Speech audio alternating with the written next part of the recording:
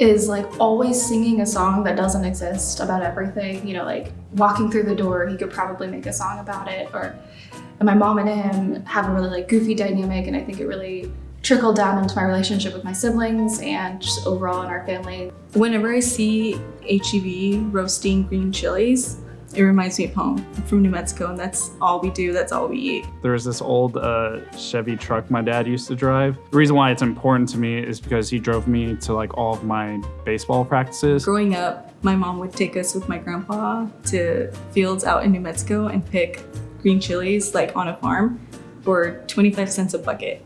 We would have to pick green chilies and put them in a bucket so we can get 25 cents. And every time I smell green chili or I see people roasting it here, it reminds me of New Mexico because that's all we eat. So I remember T-ball is like one of my earliest memories of sitting in my dad's truck with him in the middle of the bench seat.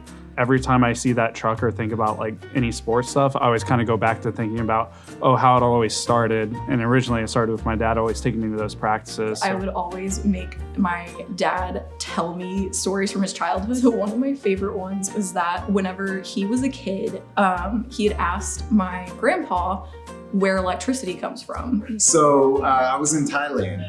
My dad came out to visit me, found out that you plant the rice. You actually take the rice, it's like kind of a grass, and you stuff it down the mud. You know, curious kid, he's like, Dad, where does electricity come from? So my grandpa tells him, well, it comes from a plant. So for my dad's entire childhood, he thought that there was this like magical flower that grew by a river that like created electricity for everything. I think there was one time I really wanted something, but I didn't know how to vocalize it. I was really young. And she told me, Sarah, people can't hear the mute. And I was trying to show him how to do it.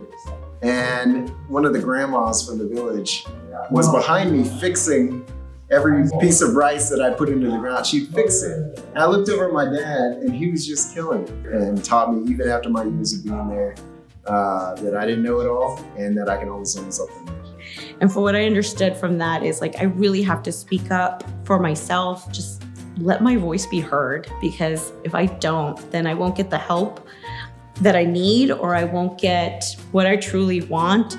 That story just like embodies my dad. Like he's so precious and like kind and funny. And so I always think of that one and I'm like, wow, that is my dad. He doesn't still think that the plan. No.